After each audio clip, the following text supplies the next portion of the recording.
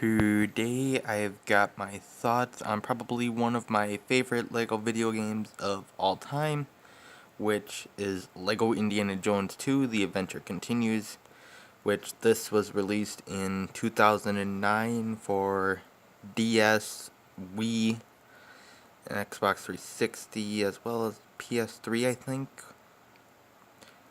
And I got it for the Wii, and this is based off of all four of the Indiana Jones movies that were out at the time.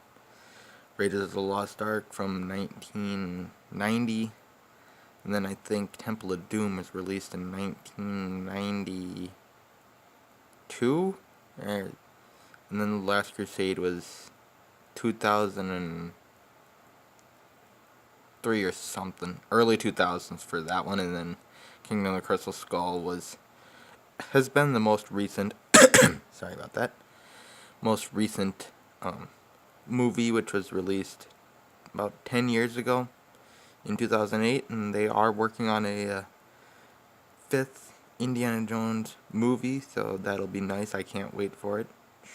They say it's going to be released in 2019 or 2020, so a long wait between the fourth and fifth one, but I hope it's just as good and filled with just as much adventure as all the other ones are.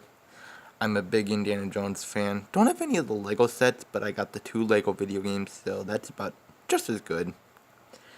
And overall, I really liked this LEGO video game a lot more than the original Adventures one, which I did a thoughts video on recently. And overall, I like the open world feel because each main movie had their own little hub world where you had to complete 6 levels. One was a driving level on every section, every movie, so those were all fun. And then the interesting thing about this game is you had to go back through and do like a separate level called the treasure mode, so you had to go back through in the areas where you could enter through to get to a level.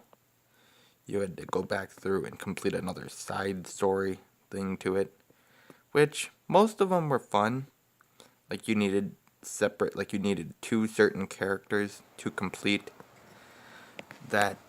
those levels, which was a nice, interesting twist to the LEGO games.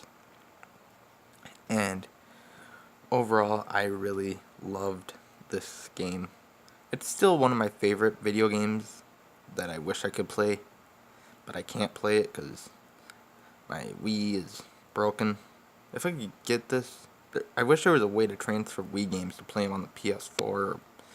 That would be really interesting, and a nice way to just be able to continue your story through the games, because this game is just one of my favorites, probably of all time. And I was able to 100% complete the Raiders of the Lost Ark hub world before my game crashed. So that was, at least I got something that was my first thing ever getting 100% completed. And then, it's like, for the concept, this game was pretty much all good. Some of the levels were very challenging. Some of them were fun and easy. And another interesting thing that they introduced in this game was you were able to create your own levels, which I never did. I just used it to stick to the main stories. And overall, for the Raiders of the Lost Ark hub world, I really liked the layout. It was good. Temple of Doom, not my favorite, probably one of my least favorite overall hub world looks. Last Crusade, really good looking one for going with the movie, and then Kingdom of the Crystal Skull was a very, very, very good one. They actually had that one split into 3 separate hub worlds, which was quite cool. I like Kingdom of the Crystal Skull Part 1 the most, partly because one of the levels is you're battling on top of a train, and I just love trains. It doesn't matter if it's Lego or if it's real life, I just love trains. And so that level is probably one of my favorites in the game. And overall, I just really love this game. Wish I could find walkthroughs of this game. Doesn't matter what system, what console, but still just rewatching walkthroughs for this would be quite enjoyable.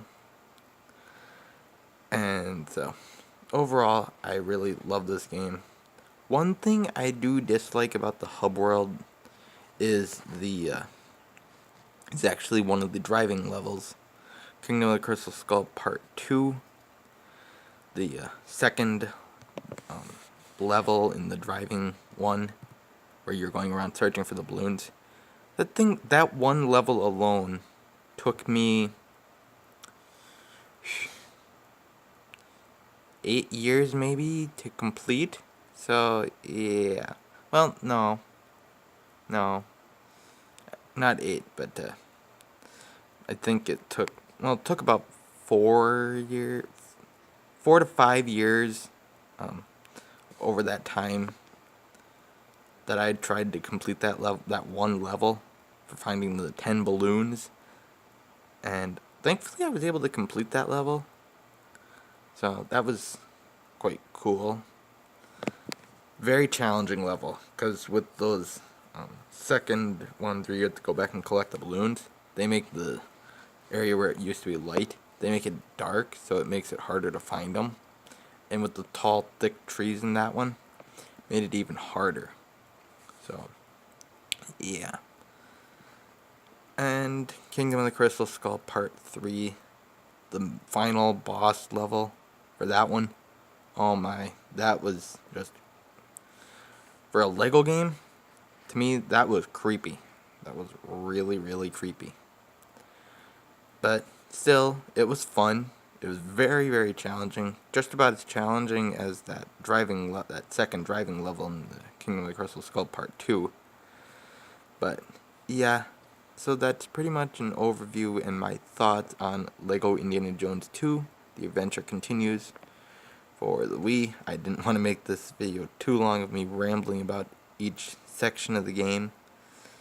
But if you guys ever played Lego Indiana Jones 2 on Wii, PS3, Xbox 360, let me know in the comment section below, and let me know what you guys think of this video in the comment section below, and just like and subscribe for more, because I will do more in the future.